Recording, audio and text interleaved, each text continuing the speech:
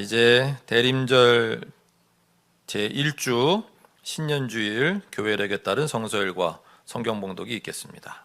예레미야 33장 14절에서 16절의 말씀입니다. 나 주의 말이다 보아라. 내가 이스라엘 가문과 유다 가문에 약속한 그 복된 약속을 이루어줄 그날이 오고 있다. 그때 그 시각이 되면 한 의로운 가지를 다윗에게서 돋아나게 할 것이니 그가 세상에 공평과 정의를 실현할 것이다. 그때가 오면 유다가 구원을 받을 것이며 예루살렘이 안전한 거처가 될 것이다. 사람들이 예루살렘을 주님은 우리의 구원이시다 하는 이름으로 부를 것이다. 오늘 우리에게 주시는 주님의 말씀입니다. 아멘. 시편 25편 1절에서 10절의 말씀입니다. 주님, 내 영혼이 주님을 기다립니다. 나의 하나님, 내가 주님께 의지하였으니 내가 부끄러움을 당하지 않게 하시고 내 원수가 나를 이기어 승전가를 부르지 못하게 해주십시오. 주님을 기다리는 사람은 수치를 당할 리 없지만 함부로 속이는 자는 수치를 당하고야 말 것입니다. 주님, 주님의 길을 나에게 보여주시고 내가 마땅히 가야 할 그 길을 가르쳐 주십시오. 주님은 내 구원의 하나님이시니 주님의 진리로 나를 지도하시고 가르쳐 주십시오. 나는 종일 주님만을 기다립니다. 주님, 먼 옛날부터 변함없이 베푸셨던 주님의 긍휼하심과 한결같은 사랑을 기억하여 주십시오. 내가 젊은 시절에 지은 죄와 반역을 기억하지 마시고 주님의 자비로우심과 선하심으로 나를 기억하여 주십시오. 주님은 선하시고 올바르셔서 죄인들이 돌이키고 걸어가야 할 올바른 길을 가르쳐 주신다. 겸손한 사람을 공의로 인도하시며 겸비한 사람에게는 당신의 뜻을 가르쳐 주신다. 주님의 언약과 계명을 지키는 사람을 진실한 사랑으로 인도하신다. 오늘 우리에게 주시는 주님의 말씀입니다. 아멘. 데살로니가전서 3장 9절에서 13절의 말씀입니다. 우리가 하나님 앞에서 여러분 때문에 누리는 모든 기쁨을 두고 여러분을 생각해서 하나님께 어떠한 감사를 드려야 하겠습니까? 우리는 여러분의 얼굴을 볼 수 있기를, 또 여러분의 믿음에 부족한 것을 보충하여 줄 수 있기를 밤낮으로 간절히 빌고 있습니다. 하나님 우리 아버지와 우리 주 예수께서 우리의 길을 친히 열어주셔서 우리를 여러분에게로 가게 해주시기를 간구합니다. 또 우리가 여러분을 사랑하는 것과 같이 주님께서 여러분끼리 서로 나누는 사랑과 모든 사람에게 베푸는 여러분의 사랑을 풍성하게 하고 넘치게 해주시기를 빕니다. 그래서 주님께서 여러분의 마음을 굳게 하셔서 우리 주 예수께서 자기의 모든 성도들과 함께 오실 때에 하나님 우리 아버지 앞에서 거룩함에 흠잡을 데가 없게 해주시기를 빕니다. 오늘 우리에게 주시는 주님의 말씀입니다. 아멘. 누가복음 21장 25절에서 36절의 말씀입니다. 그리고 해와 달과 별들에서 징조들이 나타나고 땅에서는 민족들이 바다와 파도의 성난 소리 때문에 어쩔 줄을 몰라서 괴로워할 것이다. 사람들은 세상에 닥쳐올 일들을 예상하고 무서워서 기절할 것이다. 하늘의 세력들이 흔들릴 것이기 때문이다. 그때의 사람들은 인자가 큰 권능과 영광을 띠고 구름을 타고 오는 것을 볼 것이다. 이런 일들이 일어나기 시작하거든 일어서서 너희의 머리를 들어라. 너희의 구원이 가까워지고 있기 때문이다. 예수께서 그들에게 비유를 하나 말씀하셨다. 무화과 나무와 모든 나무를 보아라. 잎이 돋으면 너희는 스스로 보고서 여름이 벌써 가까이 온 줄을 안다. 이와 같이 너희도 이런 일들이 일어나는 것을 보거든 하나님의 나라가 가까이 온 줄로 알아라. 내가 진정으로 너희에게 말한다. 이 세대가 끝나기 전에 이 모든 일이 다 일어날 것이다. 하늘과 땅은 없어질지라도 내 말은 절대로 없어지지 않을 것이다. 너희는 스스로 조심해서 방탕과 술 취함과 세상살이의 걱정으로 너희의 마음이 짓눌리지 않게 하고 또한 그 날이 덕과 같이 너희에게 닥치지 않게 하여라. 그날은 온 땅에 사는 모든 사람에게 닥칠 것이다. 그러니 너희는 앞으로 일어날 이 모든 일을 능히 피하고 또 인자 앞에 설 수 있도록 기도하면서 늘 깨어 있어라. 오늘 우리에게 주시는 주님의 말씀입니다. 아멘. 기도드리고 설교 말씀 받도록 하겠습니다. 주님 감사합니다. 오늘도 저희들에게 생명을 주시고 또 이렇게 주님께 예배드리고 주님이 예비하시는 총받을 수 있는 예배의 자리에 함께할 수 있도록 인도하심을 감사드립니다. 주님께 온전한 감사와 찬양과 영광을 돌리는 예배 되기를 원합니다. 주님의 은총을 온 몸으로 온 삶으로 받는 예배가 되기를 원합니다. 주님 말씀으로 은총을 내려 주시옵소서. 이 부족한 종을 주님께 의탁하옵고 우리 주 예수 그리스도의 이름으로 기도하옵나이다. 아멘. 지난 한 주도 주님을 따르기 위해 쓴 여러분 모두를 주님의 이름으로 축복합니다. 오늘도 우리는 성부, 성자, 성령 삼위 하나님께서 우리에게 명하시는 생명의 길 그 위로 걸으며 주님을 따르고자 합니다. 우리는 오늘 신이 인간으로 오심을 기다리는 절기, 위대한 존재가 비천한 존재로, 무한의 존재가 유한의 존재로 내려오심을 기다리는 절기를 맞았습니다. 오늘 예레미야 선지자는 14절에서 그 날이 오고 있다고 하셨습니다. 15절에서는 그때 그 시각이 되면 한 의로운 가지를 다윗에게서 돋아나게 할 것이니 그가 세상에 공평과 정의를 실현할 것이다 라고 하셨습니다. 예수님께서는 누가복음 본문에서 31절 하나님의 나라가 가까이 온 줄로 알아라, 33절 하늘과 땅은 없어질지라도 내 말은 절대로 없어지지 않을 것이다 라고 하셨습니다. 그렇습니다. 하나님의 나라가 오고 있습니다. 주님이 오고 계십니다. 주님께서 세상에 공평과 정의를 실현할 것입니다. 오늘부터 시작되는 대림절기는 우리 그리스도인들이 바로 그 날을, 그 주님을 기다리는 사람들임을, 하나님 나라를 기다리는 사람들임을 기억하게 하는 절기입니다. 오늘 본문에서 시편 기자는 찬양합니다. 1절입니다. 주님, 내 영혼이 주님을 기다립니다. 3절, 주님을 기다리는 사람은 수치를 당할 리 없지만 함부로 속이는 자는 수치를 당하고야 말 것입니다.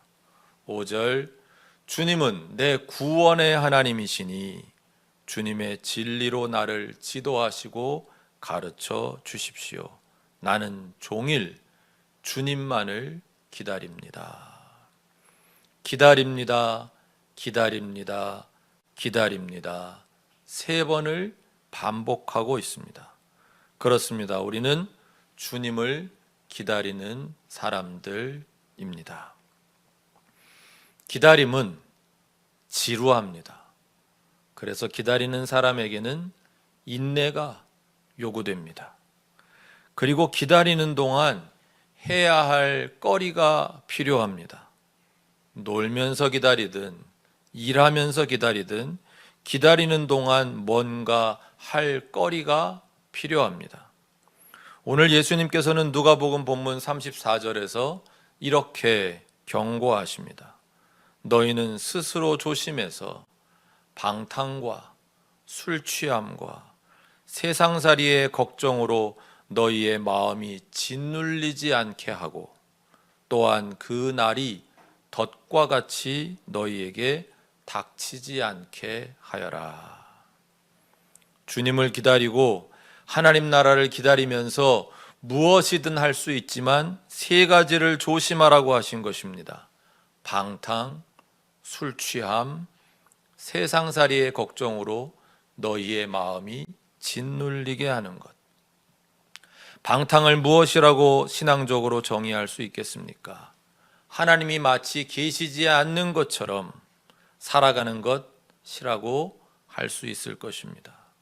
하나님이 나를 불꽃 같은 눈으로 보고 계심을 의식하지 않고 살아가는 모습이 방탕입니다. 술 취함. 우리는 왜 술을 취하도록 마시고 싶어 합니까? 무언가를 잊고 싶거나 알딸딸한 기분을 즐기고 싶어서, 또는 무언가를 축하하고 싶거나, 또는 술 기운을 빌려서 내 마음을 토해내고 싶어서일 수도 있겠습니다. 목적이 그 무엇이든 분명한 것은 술의 취하면 제정신이 아니라고 하는 것입니다. 우리나라의 역대 대통령들 가운데 어떤 분은 재임 기간 동안 그 어떤 자리에서도 와인 한 잔 이상을 마시지 않았다고 합니다. 자신의 주량은 그거보다 훨씬 더 많이 마실 수 있지만 자신이 국군 통수권자이기에 제정신이 아닌 상태로는 한순간도 있어서는 안 되겠기에 그랬다고 합니다. 오늘 예수님께서도 그래서 술 취함을 경고하십니다. 오늘날로 하면 도박에 취하든 마약에 취하든 다 마찬가지입니다. 우리를 제정신이 아닌 상태로 만드는 그 무엇에 취해 있다면 34절, 35절 말씀처럼 주님이 오시는 날, 하나님 나라가 완성되는 날, 하나님의 심판도 같이 있을 것인데 35절, 그 날은 온 땅에 사는 모든 사람에게 닥칠 것이다 하셨는데 반드시 그 날이 오는데 방탕하고 취한 상태, 즉 제정신이 아닌 상태로 그 날을 맞는다면 34절에 이르신 것처럼 그 날이 너희에게 덫이 되지 않겠느냐라는 말씀입니다. 덫이 무엇입니까? 야생짐승을 잡기 위한 일종의 함정입니다. 덫은 식별이 되지 않습니다. 무심코 지나가다가 무심코 먹으려 하다가 잡혀드는 것이 덫입니다. 한번 잡히면 결코 빠져나갈 수 없는 것이 덫입니다. 모든 그리스도인들에게, 모든 창조계의 피조물들에게 환희의 날인 그 날이 왔는데 방탕하고 제정신 아닌 상태로, 그리고 하나 더 있었지요. 세상살이의 걱정으로 마음이 짓눌려 있던 사람들에게는 그 날이 마치 덫과 같다고 하시는 것입니다. 다른 모든 존재들은 드디어 하나님 나라가 완성되었다고 축제를 즐길 텐데 그러지 못하는 사람들이 있다고 하시는 것입니다. 여기 본문에 세상살이의 걱정으로 너희의 마음이 짓눌려 있는 사람들, 이 사람들이 가난한 사람들을 가리키는 것이겠습니까? 믿음의 사람들을 가리키는 것이겠습니까? 아닙니다. 가난한 사람들, 약자들에게, 그리고 믿음을 지켜낸 사람들에게 하나님 나라에 오심은 말 그대로 천국입니다. 이 본문에서 가리키는 이 사람들은 오히려 이 세상에서는 부자들입니다. 권력자들입니다. 그들은 하나님 나라에는 관심이 전혀 없거든요. 그들은 오직 이 세상에서 더 가지고 더 쌓고 더 누리는 것에만 관심이 있습니다.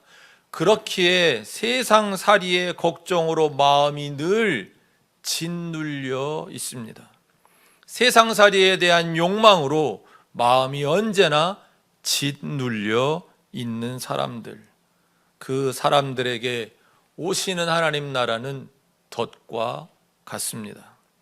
36절에 주님께서는 이렇게 일러주십니다. 그러니 너희는 앞으로 일어날 이 모든 일을 능히 피하고 또 인자 앞에 설 수 있도록 기도하면서 늘 깨어 있어라. 정신 똑바로 차리고 기다리고 있으라고 하시는 것입니다. 오늘 데살로니가전서 본문도 13절 말씀에 우리 주 예수께서 자기의 모든 성도들과 함께 오실 때에 라고 하셨습니다. 그렇습니다. 그분께서는 반드시 오십니다. 성경 곳곳에, 아니 사실 성경 전체가 그 날을 대망하고 있습니다. 이를 믿는 것이 우리 신앙의 중요한 내용입니다. 그렇기에 우리는 그 오심을 기다려야 하는데 데살로니가 본문은 우리에게 우리가 주님의 오심을 기다리는 동안 두 가지를 하며 기다려야 한다고 알려주십니다. 첫째는 12절에 나와 있습니다. 또 우리가 여러분을 사랑하는 것과 같이 주님께서 여러분끼리 서로 나누는 사랑과 모든 사람에게 베푸는 여러분의 사랑을 풍성하게 하고 넘치게 해주시기를 빕니다. 사랑하라고 하시면서 구체적으로 이를 둘로 나누십니다. 여러분끼리 서로 나누는 사랑, 그리고 모든 사람에게 베푸는 여러분의 사랑. 그렇습니다. 우리는 우리끼리 서로 사랑을 나누며 주님을 기다려야 합니다. 주위를 한번 둘러보십시다. 어서요. 네. 우리끼리 서로 사랑을 나누고 있는 거 맞지요? 네. 그리고 하나 더입니다. 우리끼리 사랑을 나누는 것만으로는 부족하다고 하십니다. 12절 말씀이 모든 사람에게 베푸는 여러분의 사랑을 풍성하게 하라고, 넘치게 하라고 하셨습니다. 이번에 우리의 감사절 헌금이 그런 모습을 보여주었습니다. 그래서 저는 정말 기뻤습니다. 이웃들에게 사랑을 나누는 일에 진심인 여러분의 담임 목사인 것이 자랑스러웠습니다. 최선을 다해 나의 재물을 이웃들과 나누고자 하는 여러분의 모습이 저를 감동시켰습니다.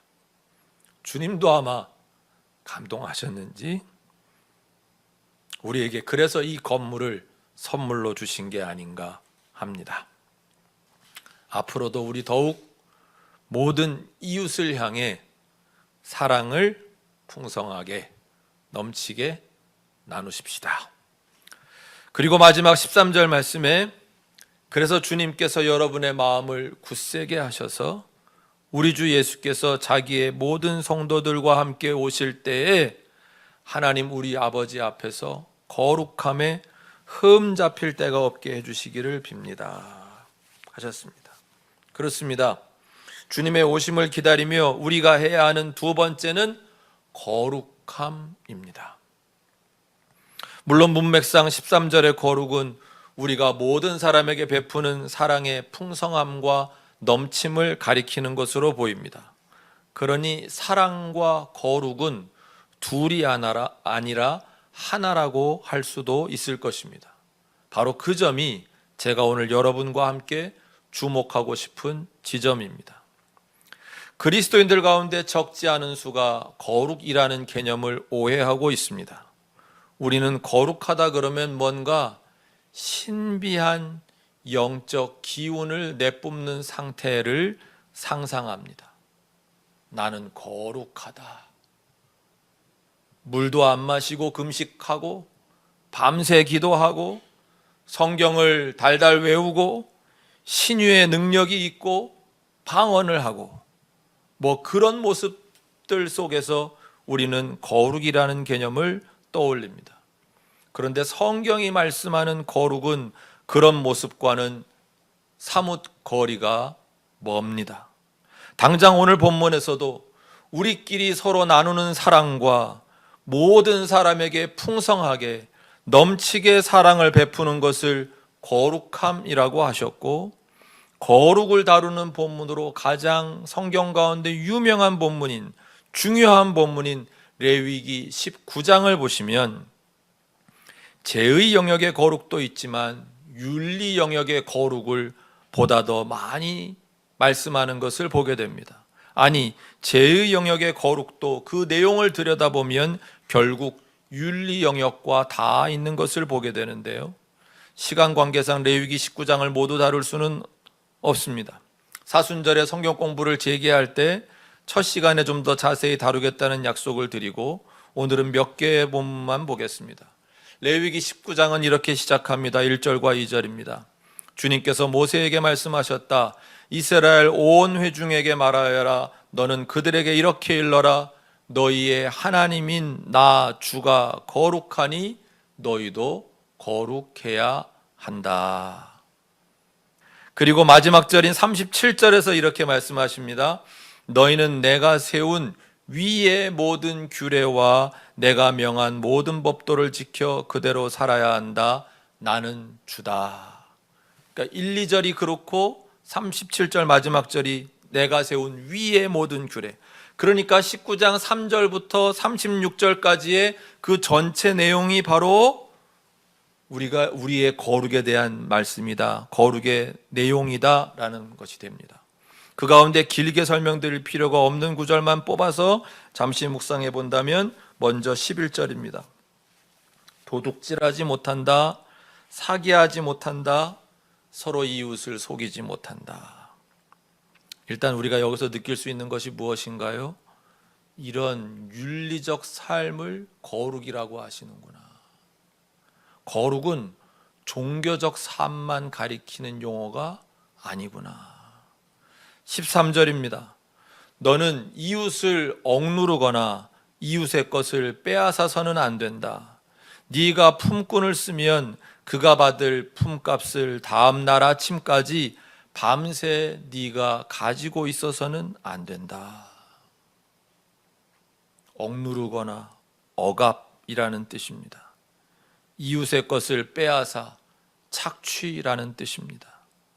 누군가를 억압하거나 착취하는 것, 이런 것들이 모두 거룩과 관련되어 있다는 말씀드립니다. 요즘 말로 하면 가스라이팅 하는 거 안 된다는 명령입니다.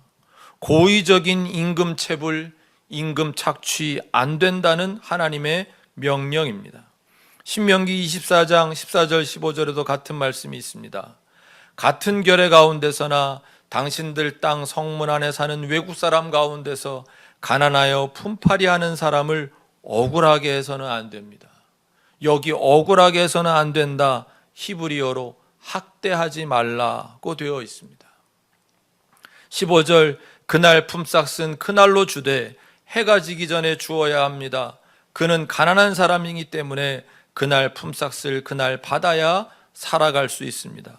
그가 그날 품삯을 못 받아 당신들을 원망하면서 주님께 호소하면 당신들에게 죄가 돌아갈 것입니다.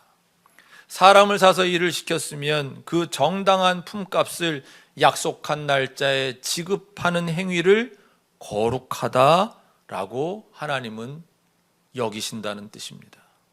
이 외에도 레위기 19장은 계속해서 대표적인 이 세상의 약자들이라고 할 가난한 사람들, 장애인들, 외국인 노동자들이 원망하지 않는 세상을 만들어가는 것이 거룩이라고, 그 거룩을 이루며 살라고 명령하십니다.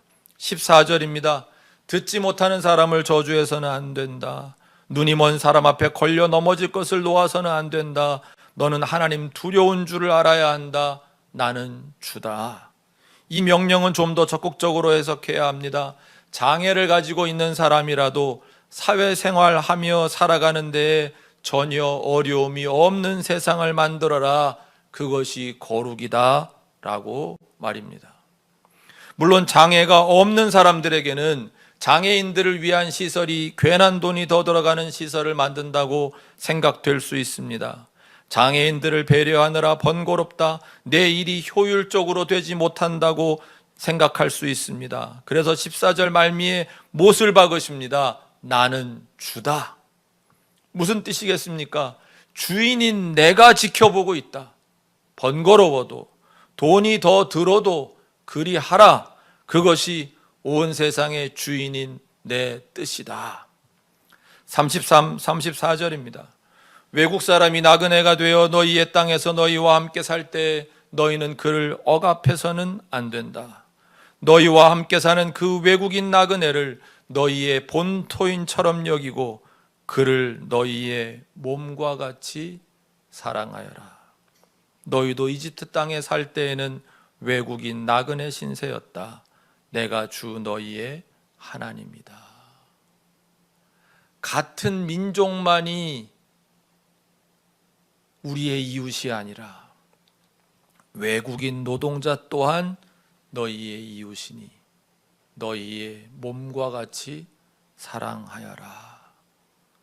예수님이 말씀하신 네 이웃을 내 몸처럼 사랑하라는 말씀, 그것을 지켜가는 것이 거룩함입니다.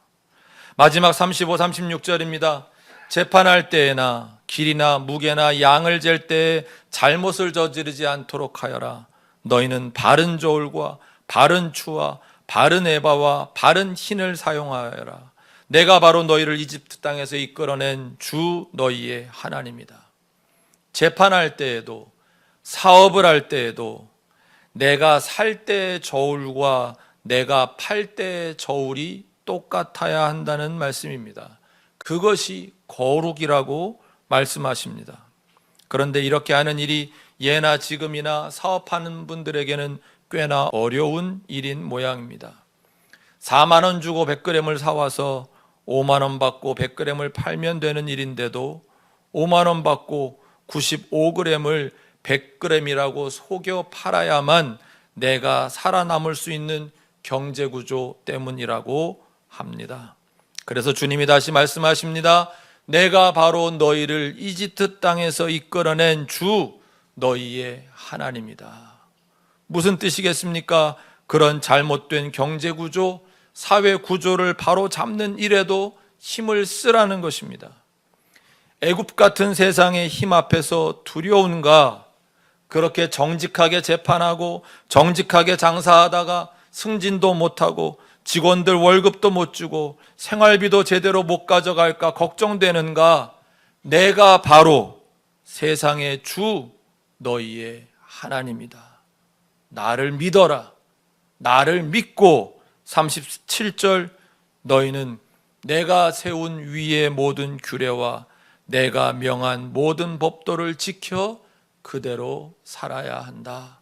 나는 주다. 설교를 정리하겠습니다. 그리스도인들은 기다리는 사람들입니다. 그것을 분명히 기억하라고 우리 그리스도인들의 새해 첫 절기는 대림절로 시작합니다. 무엇을 기다립니까? 오시는 주님을 기다립니다. 오시는 하나님 나라를 기다립니다. 기다리는 동안 무엇을 합니까? 우리끼리 사랑을 나누고 모든 사람에게 사랑을 풍성하게 넘치게 베풉니다. 거룩하게 삽니다. 어떤 삶이 거룩인가요? 누가복음 본문은 피해야 할 것 3가지를 알려주셨고 데살로니가 본문에서는 적극적으로 행해야 하는 것 2가지를 알려주셨습니다. 피해야 할 것들은 방탕, 술 취함, 세상살이의 걱정으로 우리의 마음이 짓눌리는 것들입니다.